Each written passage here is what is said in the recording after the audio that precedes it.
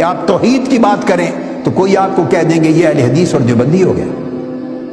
اس طرح اپنا ایمان بھی ختم کرتے چلے جائیں گے، چونکہ وہ توحید پر زور زیادہ دیتے ہیں، اور زور زیادہ دیتے ہیں تو حق ہے، دینا چاہیے. توحید ایمان کی بنیاد ہے، توحید پہلا رکن ہے ایمان کا. چونکہ دوسرے اس مسلک کے لوگ توحید کی بات بہت کرتے ہیں، لہٰذا آپ توحید کی بات کم کر دیں تو آپ اپنے ایمان کا ستیہ ناش کریں گے. توحید کے بغیر سارے اسلام کی دعوت کا مرکزی نقطہ توحید ہے. یہ آپ کی سوچ ہو جائے اگر اس طرح، تو دیکھیں انجام کیا ہوگا. اور اگر اہل حدیث حضرات اور دیوبندی مکتب فکر کے حضرات یوں سوچنے لگے کہ ہم اپنے سٹیجوں پر محبت رسول کی بات زیادہ نہ کریں، عشق رسول کی بات نہ کریں، زیادہ ادب اور تکریم رسول کی بات زیادہ نہ کریں، نہیں تو ان دوسرے مسلک والوں کو فائدہ پہنچے گا. اگر اس طرح سوچ کر اس موضوع کو چھوڑ دیں تو ان کے ایمان کا بیڑا غرق ہو گیا. پھر کیا لینا ہے انہوں نے اس ممبر سے، اس جمعہ سے، اس خطاب سے، اس حدیث کے پڑھانے سے اور تبلیغوں سے، جب محبت رسول ہی نکل گئی، عشق رسول نہ رہا، ادب رسول نہ رہا، تعظیم رسول نہ رہی، تو کیا باقی بچ گیا؟ تو آپ یوں سوچنے لگیں تو آپ توحید کو کم کرتے چلے جائیں، وہ اس طرح سوچنے لگیں تو وہ محبت اور ادب رسول کو کم کرتے چلے جائیں.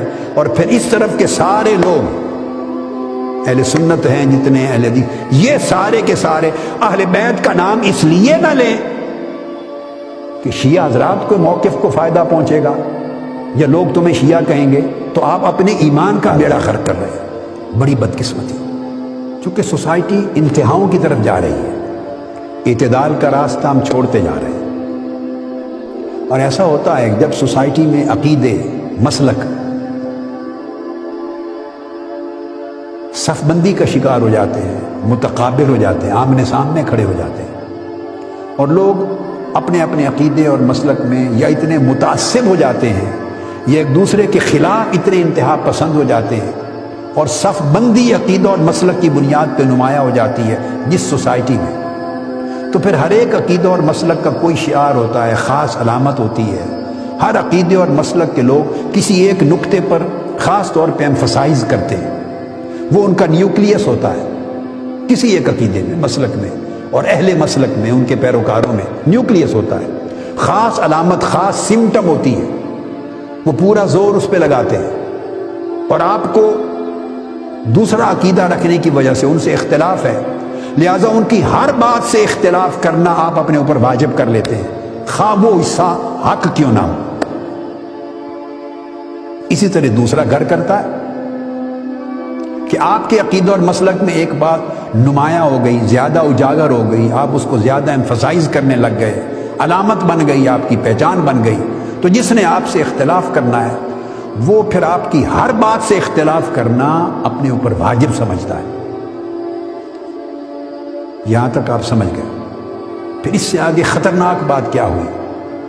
خطرناک بات یہ ہوئی اور ہو رہی ہے کہ پھر لوگ یہ سمجھتے ہیں، اور حتیٰ کہ اہل علم بھی اس کی زد میں آ گئے،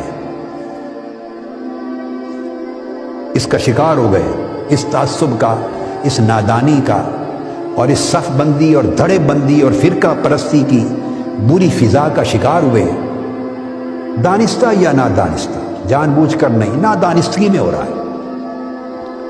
وہ کیا کرتے ہیں کہ پھر ہر اس کام سے پرہیز کرتے ہیں، اجتناب کرتے ہیں.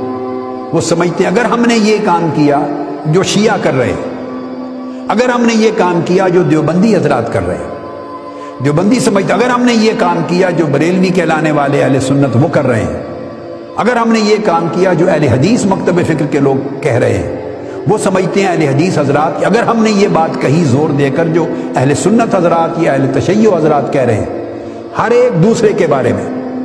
حالانکہ دوسرے مسلک کا ہونے کا مطلب یہ نہیں ہے کہ 100% اس کی ہر بات غلط ہو گئی، گمراہی ہو گئی، ایسا نہیں ہوتا.